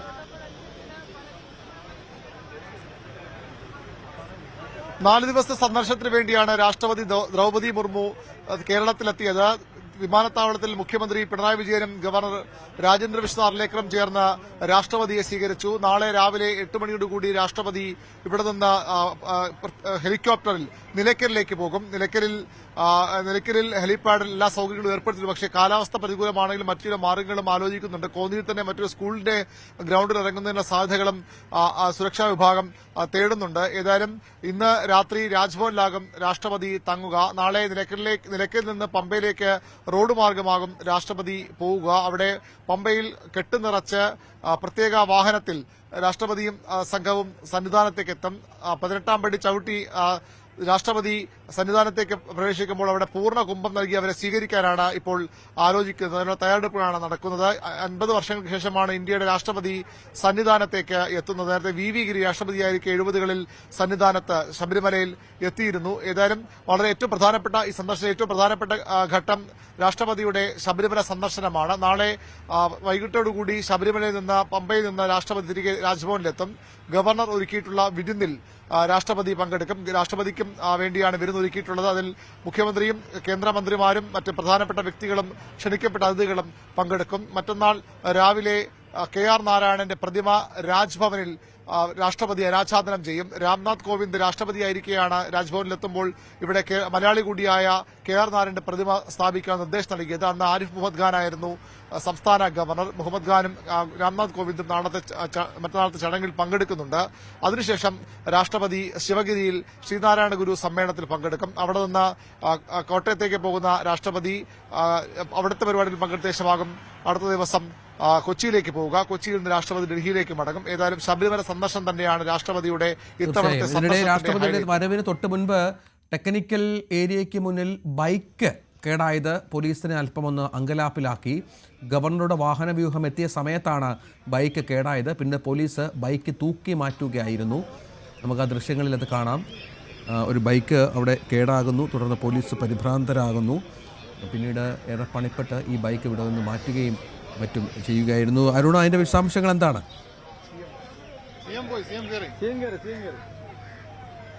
രാഷ്ട്രപതിയുടെ വരവിന് തൊട്ട് മുമ്പാണ് ഈ ടെക്നിക്കൽ ഏരിയ ശംഖുമുഖത്ത് ഇന്ത്യൻ എയർഫോഴ്സിന്റെ വിമാനത്താവളത്തിൽ ടെക്നിക്കൽ ഏരിയ തൊട്ട് മുൻപിൽ വലിയ സുരക്ഷാ ക്രമീകരണങ്ങളായിരുന്നു മണിക്കൂറുകൾക്ക് മുമ്പ് തന്നെ രാഷ്ട്രപതിയെ വരവേൽക്കാൻ ഒരുക്കി. നമുക്കറിയാം, പ്രഥമ പൗരയാണ്, ഏറ്റവും ഹൈ സെക്യൂരിറ്റി ഉള്ള നേതാവാണ് അവർ. തൊട്ട് മുമ്പാണ് ഈ ടെക്നിക്കൽ ഏരിയയിൽ ഇപ്പോൾ പോലീസുകാർ നിൽക്കുന്ന ഭാഗത്തിന് മുൻപിലെത്തുമ്പോൾ ഒരു യുവാവ് ഓടിച്ചു വന്ന ബൈക്ക് അവിടെ സ്റ്റക്കാകുന്നത്. അത് ബ്രേക്ക് ഡൌൺ ആവുകയായിരുന്നു.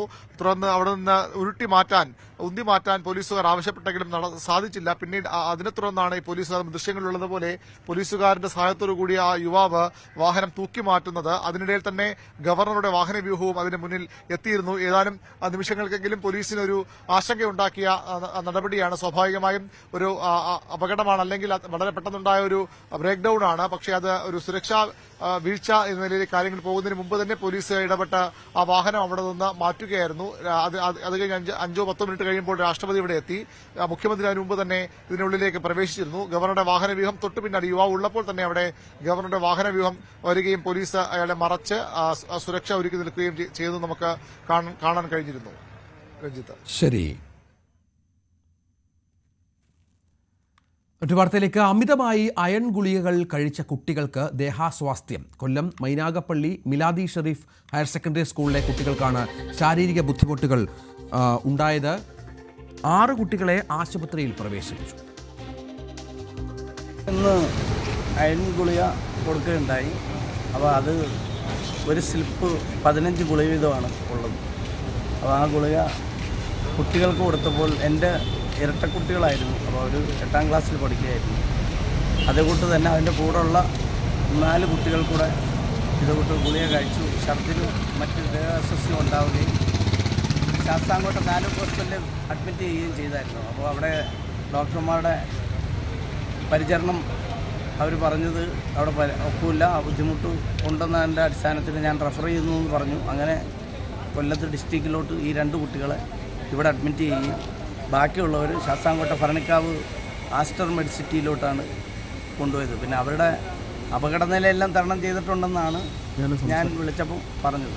ഇവിടുത്തെ എൻ്റെ കുട്ടികൾക്ക് ഈ പറഞ്ഞ കൂട്ട് അവർ ഒരു ദിവസത്തെ ഇതാണ് ഡോക്ടർമാർ പറയുന്നത്. അപ്പോൾ മറ്റ് കുഴപ്പങ്ങളൊന്നുമില്ല എന്നുള്ളത് എന്നെ അറിയിച്ചിട്ടുണ്ട്. ഞാൻ ഡോക്ടറുമായിട്ട് സംസാരിച്ചിരുന്നു. ഡോക്ടർ പറഞ്ഞത് മറ്റ് കുഴപ്പങ്ങളൊന്നുമില്ല, എങ്കിലും ചെറിയ ചെറിയ ബുദ്ധിമുട്ടുകളുണ്ട്. ഈ ഗുളിക ഇത്രയും ഗുളിക കഴിച്ചാൽ എത്ര ഗുളികയൊക്കെ കഴിച്ചേക്കുന്നത്? ഒരാൾ 15 ഗുളികയും ഒരാൾ 5 ഗുളികയാണ് കഴിച്ചത്. അപ്പോൾ ആ 15 ഗുളിക കഴിച്ച ആളിൻ്റെ സ്ഥിതി ഇത്തിരി മോശമായതുകൊണ്ടാണ് ഇങ്ങോട്ട് ഡിസ്ട്രിക്റ്റിലോട്ട് റെഫർ ചെയ്തത്. കുട്ടികൾ മത്സരിച്ച് ഈ ഗുളികകൾ ആരോഗ്യവകുപ്പിൽ നിന്ന് ഗുളികകൾ മാറി മാറി കഴിക്കുകയായിരുന്നു എന്നാണ് സംശയം. ആരോഗ്യനില തൃപ്തികരമെന്ന് ആശുപത്രി അധികൃതർ അറിയിച്ചിട്ടുണ്ട്. വിനീഷുണ്ട്. വിനീഷ്, എന്താണ് സംഭവിച്ചത്? ഈ കുട്ടികളുടെ ഇപ്പോഴത്തെ ഒരു ആരോഗ്യസ്ഥിതി എങ്ങനെയുണ്ട്? രഞ്ജിത്തെ, ആദ്യം തന്നെ പറയാം, കുട്ടികൾക്ക് ആരോഗ്യസ്ഥിതി തരണം ചെയ്തിട്ടുണ്ട്. പ്രശ്നങ്ങളൊന്നും തന്നെ ഇല്ല. നമുക്ക് പറയാനുള്ളത്, ഇത് കരുനാഗപ്പള്ളി സ്കൂളിലാണ്, മിലാദി ഷെരീഫ് സ്കൂളിൽ 8ാം ക്ലാസ് വിദ്യാർത്ഥികളാണ്. 6 കുട്ടികൾക്കാണ് ഇങ്ങനെ ദേഹാസ്വാസ്ഥ്യം അനുഭവപ്പെട്ടത്. ഉടൻ തന്നെ ആശുപത്രിയിൽ പ്രവേശിപ്പിക്കുകയായിരുന്നു. അതിൽ 2 കുട്ടികൾക്ക് വീണ്ടും പനിയുടെ ചില അസ്ഥിത ഉണ്ടായി. അങ്ങനെ പെട്ടെന്ന് തന്നെ 2 കുട്ടികളെ ഇവിടെ കൊല്ലം ആശുപത്രിയിലേക്ക്, ജില്ലാ ആശുപത്രിയിലേക്ക് പ്രവേശിപ്പിക്കുകയും ചെയ്തു. അപ്പോൾ ഇത് അധ്യാപകരിൽ നിന്നും അറിയാൻ കഴിഞ്ഞത്, ഇന്ന് ആരോഗ്യവകുപ്പിന്റെ നേതൃത്വത്തിൽ കുട്ടികൾക്ക് അയൺ ഗുളിക കൊടുത്തിരുന്നു. അപ്പോൾ അതിൽ ഈ കുട്ടികൾ കൂട്ടം ചേർന്ന് ഇവർക്ക് ഓരോ സ്റ്റെപ്പ് അയൺ ഗുളിക വീതമാണ് കൊടുത്തത്. പക്ഷേ ഈ ഗുളികകളെല്ലാം കൂട്ടിയിട്ട് ജെംസ് മുട്ടായി കഴിക്കുന്ന പോലെ ഇവർ മത്സരിച്ച് കഴിച്ചു എന്ന് പറയുന്നുണ്ട്. അങ്ങനെയാണ് 20ൽ പരം ഗുളിക വരെ ഒരു കുട്ടി കഴിച്ചു എന്നാണ് പറയുന്നത്. അങ്ങനെ കുട്ടിക്ക് ഇങ്ങനെ ദേഹാസ്വാസ്ഥ്യം അനുഭവപ്പെടുകയായിരുന്നു. എന്തായാലും പെട്ടെന്ന് തന്നെ ആശുപത്രിയിൽ പ്രവേശിപ്പിച്ചു. ഇവർക്ക് ചികിത്സ ലഭ്യമായി. മറ്റു പ്രശ്നങ്ങളൊന്നും തന്നെ ഇല്ല എന്നാണ് ഇപ്പോൾ നമുക്കറിയാൻ കഴിയുന്നത്.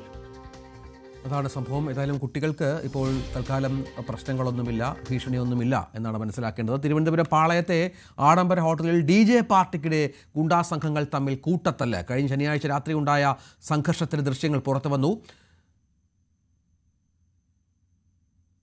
പാളയത്ത് യൂണിവേഴ്സിറ്റി കോളേജിന് സമീപത്തുള്ള ഒരു പഞ്ചനക്ഷത്ര ഹോട്ടലിൽ കഴിഞ്ഞ 18-ാം തീയതി ശനിയാഴ്ച രാത്രി DJ പാർട്ടി നടക്കുന്നതിനിടയിൽ 2 സംഘങ്ങൾ തമ്മിലുണ്ടായ ഏറ്റുമുട്ടലിൻ്റെ ദൃശ്യങ്ങളാണ് ഇപ്പോൾ പുറത്തു വന്നിരിക്കുന്നത്. അതായത് 3 ഘട്ടമായി അവിടെ ഈ കൂട്ടയടി ഉണ്ടായി എന്നാണ് പറയുന്നത്. ഒരു തവണ യൂണിവേഴ്സിറ്റി കോളേജിലെ വിദ്യാർത്ഥികളും അതോടൊപ്പം മെഡിക്കൽ കോളേജ് ഭാഗത്തു നിന്ന് വന്ന മറ്റൊരു സംഘവുമായി ഏറ്റുമുട്ടുന്നു. അത് ഏറ്റുപിടിച്ച് മറ്റ് 2 സംഘങ്ങൾ തമ്മിൽ പിന്നീട് പുറത്ത് വെച്ച് ജനറൽ ആശുപത്രിയെ സമീപത്ത് വെച്ച് വീണ്ടും ഏറ്റുമുട്ടലുണ്ടാകുന്നു. അതിനുശേഷം ഈ DJ പാർട്ടി നടന്ന സ്ഥലത്ത് വെച്ച് വീണ്ടും 2 സംഘങ്ങൾ തമ്മിൽ ഏറ്റുമുട്ടുന്ന ഒരു സാഹചര്യമാണ് ഉണ്ടായത്. ഇത് 2 ഗുണ്ടാ സംഘങ്ങൾ തമ്മിലുണ്ടായ കുടുപ്പകയാണ്. അതായത് കടകളിൽ നിന്ന് പണം പിരിക്കുന്നതുമായി ബന്ധപ്പെട്ട് നേരത്തെ തന്നെ 2 സംഘങ്ങൾക്കിടയിൽ നിലനിൽക്കുന്ന തർക്കമാണ് ഈ DJ പാർട്ടിക്കിടയിലുണ്ടായ ഈ തമ്മിലടിയിലേക്ക് നയിച്ചതെന്നാണ് വിവരം. പക്ഷേ ഇതുമായി ബന്ധപ്പെട്ട് നേരിട്ട് ഒരു പരാതി ഈ ഹോട്ടലിൻ്റെ ഭാഗത്തു നിന്നോ അല്ലെങ്കിൽ ഈ മർദ്ദനമേറ്റവരുടെയോ അല്ലെങ്കിൽ ആ സംഭവവുമായി ബന്ധപ്പെട്ടവരുടെ ഭാഗത്തു നിന്നൊന്നും പോലീസിന് ലഭിച്ചിട്ടില്ല. അതുകൊണ്ട് തന്നെ അതുമായി ബന്ധപ്പെട്ട അത്തരത്തിലൊരു കേസ് പോലീസ് രജിസ്റ്റർ ചെയ്തിട്ടില്ല. അതേസമയം ഇത് എന്താണ് സംഭവിച്ചതെന്ന് അറിയുന്നതിന് വേണ്ടി സ്പെഷ്യൽ ബ്രാഞ്ചും പോലീസും വിശദമായ പരിശോധന നടത്തുന്നുണ്ട്. മാത്രമല്ല, ഈ സംഘത്തിൽ തലസ്ഥാനത്തെ അറിയപ്പെടുന്ന ചില ഗുണ്ടകളുടെ സാന്നിധ്യത്തിലാണ് ഇത്തരത്തിലൊരു സംഘർഷം, കയ്യാങ്കളി, കയ്യേറ്റം, തമ്മിലടി ഈ ഹോട്ടലിൽ വെച്ച് ഉണ്ടായതെന്ന സൂചനകൾ ലഭിച്ചതിൻ്റെ അടിസ്ഥാനത്തിൽ ആ ദിശയിലേക്ക് കൂടി പോലീസിൻ്റെ അന്വേഷണം ഇപ്പോൾ നടക്കുന്നുണ്ട്. അജ്മൽ അമീറിനെതിരെ നടി റോഷ്ന ആൻ റോയ് അജ്മൽ അയച്ച സന്ദേശങ്ങളുടെ സ്ക്രീൻഷോട്ട് നടി പങ്കുവച്ചു. എനിക്കും കിട്ടി അണ്ണൻ്റെ AI മെസ്സേജ് എന്ന പരിഹാസ രൂപേണയാണ് റോഷ്ന വീഡിയോ പോസ്റ്റ് ചെയ്തിരിക്കുന്നത്. 2020 മെയ് 3 അജ്മൽ റോഷ്നയ്ക്ക് മെസ്സേജുകൾ അയച്ചിരിക്കുന്നത്. ഹരികൃഷ്ണൻ വിവരങ്ങൾ പങ്കുവെക്കും. ഹരി, നേരത്തെയും ചില ആരോപണങ്ങൾ ഉണ്ടായിരുന്നു, പക്ഷേ അജ്മൽ അത് AI എന്ന് പറഞ്ഞ് നിഷേധിക്കുകയായിരുന്നു. ഇപ്പോൾ എന്താണ് പുതിയ വിവരങ്ങൾ? രഞ്ജിത്ത്, ഈ എയുടെ ലീലാവിലാസങ്ങൾ എന്ന് പറഞ്ഞുകൊണ്ടുള്ള കളിയാക്കലുകളാണ് അജ്മലിന് നേരെ ഉയരുന്നത്. അജ്മൽ പറഞ്ഞത് 100% നുണയാണ് എന്ന് തെളിയിക്കുന്ന രീതിയിലേക്കാണ് കാര്യങ്ങൾ മാറുന്നത്. എല്ലാം എയുടെ തലയിൽ കെട്ടിവെച്ചുകൊണ്ട് ഇതെല്ലാം എഡിറ്റഡാണെന്നും എയുടെ രീതിയിലേക്ക് മാത്രമായിട്ട് മെസ്സേജുകളൊന്നും താനൊന്നും ചെയ്തിട്ടില്ല എന്നുള്ള അജ്മലിന്റെ വാദങ്ങൾ ഓരോന്നോരോന്നായി പൊളിയുന്ന സാഹചര്യമാണ് നിലവിലുണ്ടാകുന്നത്. ഇപ്പോൾ സിനിമാ മേഖലയിലെ ഒരു പ്രവർത്തകയ്ക്ക് നേരെ വളരെ മോശം സന്ദേശങ്ങൾ അയച്ചിരുന്നു എന്നുള്ള ഓഡിയോ ഉൾപ്പെടെ നമ്മൾ പുറത്തുവിട്ടതാണ്. അതിന് പിന്നാലെയാണ് ഇപ്പോൾ മലയാളി നടിയായ റോഷ്ന ആൻഡ് റോയ്ക്ക് ഇതുപോലുള്ള മെസ്സേജുകൾ അയച്ചു എന്ന് റോഷ്ന തന്നെ തന്റെ ഇൻസ്റ്റഗ്രാം ഹാൻഡിലൂടെയാണ് അജ്മലിന്റെ ഈ ഒരു മുഖം പൊളിച്ചിരിക്കുന്നത്. അണ്ണന്റെ AI മെസ്സേജ് എനിക്കും കിട്ടി എന്നുള്ള രീതിയിലാണ് റോഷ്ന പങ്കുവച്ചിരിക്കുന്നത്. അതോടൊപ്പം തന്നെ എത്രയും നല്ല വെള്ളഭൂഷൽ എന്ന് പറഞ്ഞുകൊണ്ട് അജ്മലിന്റെ വാദങ്ങളെ ഖണ്ഡിക്കുകയും ചെയ്യുന്നുണ്ട് റോഷ്ന. സ്വാഭാവികമായിട്ടും കഴിഞ്ഞ ദിവസങ്ങൾ മുതൽ തന്നെ അജ്മലിനെതിരെ വളരെ ശക്തമായ രീതിയിൽ തന്നെ ഓരോ പെൺകുട്ടികൾ രംഗത്തെത്തുന്ന ഒരു സാഹചര്യം ഉണ്ടായിരുന്നു. അത് അജ്മലിന്റെ പരിചയക്കാർ പോലുമല്ല, വളരെ റാൻഡം ആയിട്ടുള്ള പെൺകുട്ടികളാണ് അജ്മലിനെതിരെ അജ്മൽ പങ്കുവച്ചിരുന്ന ഒരു വിശദാംശ വീഡിയോ ഉണ്ടായിരുന്നു. ആ വീഡിയോയ്ക്ക് താഴെ നിരവധി പെൺകുട്ടികളാണ് ഈ ഒരു കമന്റുമായി എത്തിയത്. അപ്പൊ എനിക്ക് അയച്ച മെസ്സേജ് എന്താണ്, എനിക്ക് വന്ന വീഡിയോ കോൾ എന്താണെന്ന് തുടങ്ങി നിരവധി പെൺകുട്ടികൾ അക്കമിട്ടുകൊണ്ട് അജ്മൽ തങ്ങൾക്ക് അയച്ച മെസ്സേജുകൾ ഉൾപ്പെടെയുള്ള കാര്യങ്ങൾ പുറത്തുവിട്ടുകൊണ്ട് രംഗത്തെത്തി. ഓഡിയോ മെസ്സേജുകൾ ഉൾപ്പെടെയുള്ളവർ പുറത്തുവിടുകയും ചെയ്തു. അങ്ങനത്തെ സാഹചര്യത്തിൽ വല്ലാത്ത പ്രതിസന്ധിയിൽ നിൽക്കുന്ന അജ്മലിനെ വീണ്ടും കുരുക്കിലാക്കുകയാണ് നടി റോഷ്ന ആൻഡ്രോയുടെ ഈ ഒരു സ്ക്രീൻഷോട്ട് പങ്കുവച്ചത് എന്ന് വേണം തന്നെ പറയാൻ. ഇതുപോലെ നിരവധി സിനിമാ പ്രവർത്തകർക്കിടയിൽ പോലും അജ്മൽ ഇതുപോലെ മെസ്സേജുകൾ അയച്ചിട്ടുണ്ട് എന്നത് വേണം മനസ്സിലാക്കാൻ. അതിന്റെ ഓരോന്നായി ഇപ്പോൾ പൊളിയുന്ന ഒരു സാഹചര്യം, കൂടുതൽ വെളിപ്പെടുത്തലുകൾ ഉണ്ടാകുന്ന പശ്ചാത്തലമാണ് നിലവിലുള്ളത്. എന്തായാലും AI മെസ്സേജ് തനിക്കും കിട്ടി എന്നുള്ള റോഷ്നയുടെ ഒരു പരിഹാസ രൂപേണയുള്ള മെസ്സേജ് അജ്മലിനെ വല്ലാതെ തളർത്തിയിട്ടുണ്ട് എന്ന കാര്യത്തിൽ തർക്കമൊന്നുമില്ല. ഈ വരുന്ന മണിക്കൂറുകളിൽ പ്രത്യേകിച്ച് സത്യം പറയുകയാണെങ്കിൽ ഒരു കോൾ ഔട്ട് ആണ് അജ്മലിനെതിരെ നടക്കുന്നത്. സോഷ്യൽ മീഡിയയിൽ ഒട്ടാകെ തന്നെ പല പെൺകുട്ടികളും അജ്മലിനെതിരെ കോൾ ഔട്ട് നടത്തുന്നു. അതിൽ സിനിമാ പ്രവർത്തകർ ഉൾപ്പെടെയുള്ളവർ ഉണ്ട് എന്നുള്ളത് വാസ്തവമാണ്. പക്ഷെ നിലവിൽ ഇതുവരെ ഒരു സ്റ്റേഷനിലും അജ്മലിനെതിരെ ഒരു കേസ് ഫയൽ ചെയ്തിട്ടില്ല. പല പെൺകുട്ടികളോട് നമ്മൾ സംസാരിച്ചിരുന്നപ്പോൾ അവർ പറഞ്ഞത് ഈ വലിയ സിനിമാക്കാരാണ്, അവർ എന്തും ചെയ്യാൻ മടിക്കില്ലാത്തതായിരിക്കും, അതുകൊണ്ട് തന്നെ കേസിന് പോകാൻ ഭയമാണ് എന്നുള്ളതാണ് പല പെൺകുട്ടികളും നൽകിയിരിക്കുന്ന വിശദീകരണം. അതിനിടയിലാണ് ഇപ്പോൾ റോഷ്നയുടെ ഈ ഒരു കമന്റ് കൂടി, അല്ലെങ്കിൽ റോഷ്ന പങ്കുവച്ച ഈ സ്ക്രീൻഷോട്ടും കൂടി വൈറലായി മാറുന്നത്. വരുന്ന മണിക്കൂറുകളിൽ തുടർന്ന് വെളിപ്പെടുത്തൽ ഉണ്ടാകുമെന്ന കാര്യത്തിൽ തർക്കമൊന്നുമില്ല. അതാണ് സാഹചര്യം. ഏതായാലും അജ്മലിനെതിരെ കൂടുതൽ വെളിപ്പെടുത്തലുകൾ വരുന്നു എന്നാണ് ഇപ്പോൾ മനസ്സിലാക്കുന്നത്. കൂടുതൽ പെൺകുട്ടികൾ രംഗത്ത് വരുന്നുണ്ട്. അജ്മൽ വലയിൽ വീഴ്ത്താൻ ശ്രമിച്ചുവെന്നാണ് ആരോപണം. നേരിട്ട് കാണണമെന്നും ഒരുമിച്ച് താമസിക്കണമെന്നും ആവശ്യപ്പെട്ടുവെന്ന് പെൺകുട്ടി അടക്കം പറയുന്നുണ്ട്. ഞാൻ അഥവാ ഈ സംഭവം കഴിഞ്ഞിട്ട് ഞാൻ വിചാരിക്കാത്തത് ഇയാൾ എനിക്ക് മാത്രം മെസ്സേജ് അയച്ചിട്ടുള്ളൂ, അതോ ഇതെന്താണ് ഇയാളെന്താണ് ഇതുവരെ എക്സ്പോസ് ആവാത്തത്, ആവേണ്ടതാണല്ലോ. അന്ന് എനിക്കത്ര ധൈര്യമൊന്നും ഉണ്ടായിരുന്നില്ല, അറിയാമല്ലോ, കാരണം വെറും 19 വയസ്സൊക്കെ ഉള്ളൂ. പിന്നെ ഞാൻ ഓൾറെഡി സ്ക്രീൻഷോട്ടൊക്കെ എടുത്ത് വെച്ചിട്ടുണ്ടായിരുന്നു വേറെ ഫോണിൽ നിന്ന്. എന്നിട്ട് അല്ല, ഞങ്ങൾ വിചാരിച്ചത് പുള്ളിയൊന്നും ആയിരിക്കില്ല, പുള്ളി അക്കൗണ്ട് മാനേജ് ചെയ്യുന്ന വേറെ ആരെങ്കിലും ഒക്കെ ആയിരിക്കും എന്നാണ് നമ്മൾ വിചാരിച്ചത്. പക്ഷേ ഇപ്പോഴല്ലേ സംഭവം മനസ്സിലായത് പുള്ളിയാണ് ഇതെല്ലാം ചെയ്യുന്നത്, മാരീഡാണ് എന്നൊക്കെ. പിന്നെ അതും ഒരു ഞെട്ടലാണല്ലോ, കാരണം ഒരു ആക്ടർ, പുതിയ കാര്യമല്ല, പക്ഷെ എന്നാലും ഒരു നല്ല ധൈര്യത്തോടു കൂടി പുള്ളി എനിക്ക് മെസ്സേജ് അയക്കുക, ഇങ്ങനെയൊക്കെ മെസ്സേജ് അയക്കുക.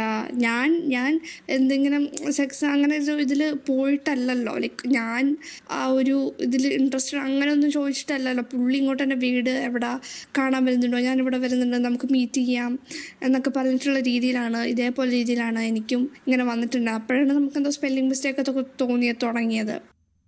അജ്മലിൽ നിന്ന് മോശം അനുഭവം ഉണ്ടായെന്ന് മറ്റൊരു പെൺകുട്ടിയും പറഞ്ഞു. ഇയാൾക്കൊപ്പം സിനിമയിലൊപ്പം പ്രവർത്തിച്ച യുവതിക്കാണ് ദുരനുഭവം. പെട്ടെന്ന് സ്കെഡ്യൂൾ ബ്രേക്ക് ഇട്ടു. അപ്പം ഞാൻ ബാംഗ്ലൂരോട്ട് തിരിച്ചു വരാം. അപ്പം ഞാൻ ഓൾറെഡി ബസ് ബുക്ക് ചെയ്തേ. അപ്പോൾ പുള്ളി എൻ്റെ അടുത്ത് പറഞ്ഞു ഞാനും ബാംഗ്ലൂരോട്ടുണ്ട്, അപ്പോൾ വേണമെന്ന് വെച്ച് കഴിഞ്ഞാൽ നമുക്ക് ഒന്നിച്ച് ഫ്ലൈറ്റിൽ പോകാമെന്ന് പറഞ്ഞു. അപ്പോൾ ഞാൻ പറഞ്ഞു വേണ്ട, ഞാൻ ഓൾറെഡി ബുക്ക് ചെയ്തിട്ടുണ്ടെന്ന് പറഞ്ഞിട്ട് അപ്പോൾ തന്നെ നമ്മളെ വേറൊരു പുള്ളിക്കാരൻ ഇതുപോലെ എന്നെ ഡ്രോപ്പ് ചെയ്തു. അത് കഴിഞ്ഞ് ഞാൻ ബാംഗ്ലൂർ എത്തി ഏർലി മോർണിംഗ്. എനിക്ക് രാവിലെ തന്നെ എനിക്കൊരു കോള് വരികയാണ്. അല്ല, എനിക്ക് ആദ്യം മെസ്സേജ് എങ്ങാണ്ടാ വന്നേന്ന് തോന്നുന്നു. അജ്മലാണ്, എന്താണ് പരിപാടി, ഫ്രീ ആയിട്ട് പറ, മീറ്റ് ചെയ്യാന്ന് പറഞ്ഞിട്ട്. ഈവനിങ് ആയപ്പോൾ പുള്ളി എന്നെ വിളിച്ചു.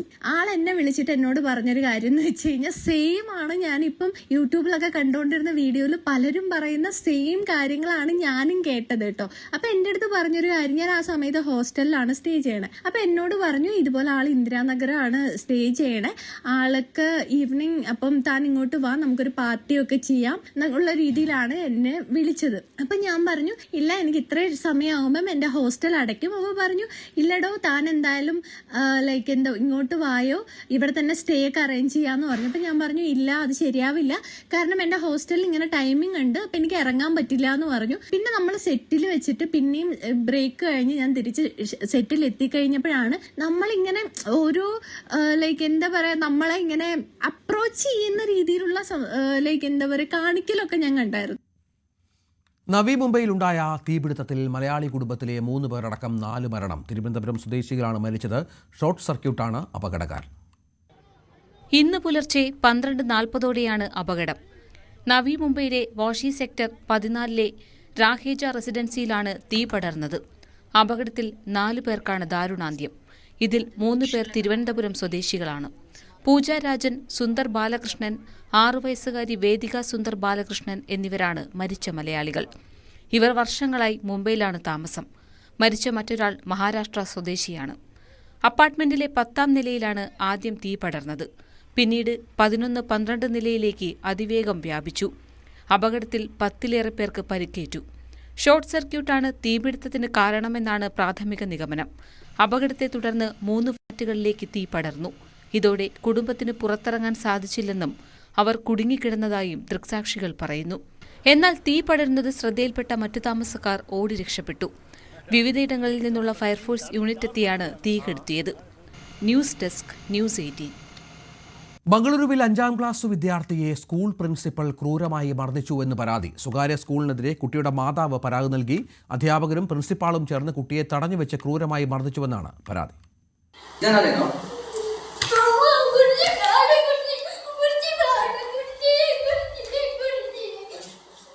ബംഗളൂരു സുൻകടകട്ടയിലെ സെന്റ് മേരീസ് പബ്ലിക് സ്കൂളിലെ 5ാം ക്ലാസ് വിദ്യാർത്ഥിക്കാണ് ക്രൂരമർദ്ദനമേറ്റത്. സംഭവവുമായി ബന്ധപ്പെട്ട് കുട്ടിയുടെ മാതാവ് ദിവ്യ പോലീസിൽ നൽകിയിരിക്കുന്ന പരാതി ഇങ്ങനെ: ഒക്ടോബർ 14 വൈകിട്ട് പ്രിൻസിപ്പൽ രാകേഷ് കുമാർ കുട്ടിയെ ക്രൂരമായി മർദ്ദിച്ചു. മർദ്ദനം സഹിക്കാനാവാതെ കുട്ടി ഓടിപ്പോകാൻ ശ്രമിച്ചപ്പോൾ അധ്യാപികയായ ചന്ദ്രിക തടഞ്ഞുവെച്ചു. സ്കൂൾ ഉടമ വിജയകുമാർ അക്രമം നടക്കുന്നത് നോക്കിനിന്നു. മർദ്ദനശേഷം കുട്ടിയുടെ മാനസിക നിലയടക്കം മോശമായെന്നും പരാതിയിൽ സൂചിപ്പിച്ചിട്ടുണ്ട്. കുട്ടി 2 ദിവസം സ്കൂൾ അവധിയായിരുന്നതിനാണ് മർദ്ദിച്ചതെന്നാണ് സൂചന. PVC പൈപ്പ് ഉപയോഗിച്ച് മർദ്ദിച്ചെന്ന് പരാതിയിൽ പറയുന്നു.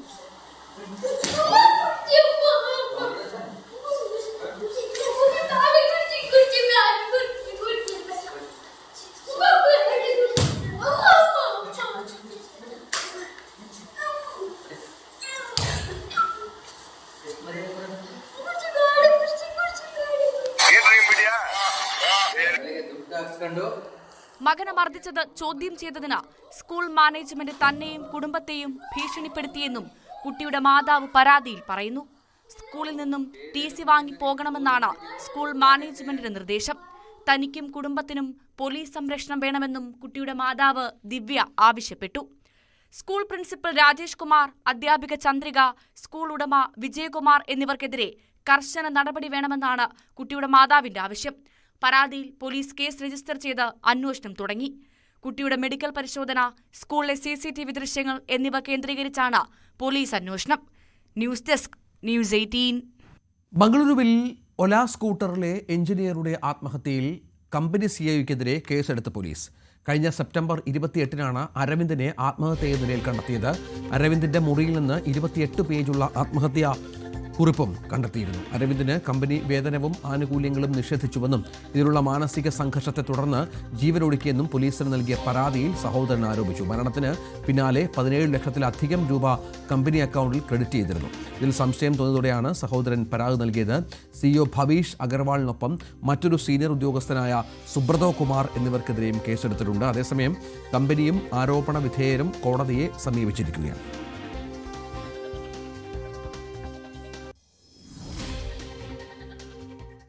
ദീപാവലിക്ക് പിന്നാലെ ഡൽഹിയിൽ വായു മലിനീകരണം അതിരൂക്ഷം. ഇന്ന് പുലർച്ചെ 5:30 രാജ്യതലസ്ഥാനത്ത് രേഖപ്പെടുത്തിയ ശരാശരി AQI 346 പലയിടത്തും പുകമഞ്ഞ് രൂപപ്പെട്ടത് ഗതാഗതത്തെയും ബാധിച്ചു. ഇന്നലെ രാത്രി 10 മണിക്ക് ഡൽഹിയിലെ പല സ്ഥലങ്ങളിലും 400-ന് മുകളിലായിരുന്നു വായു നിലവാരം.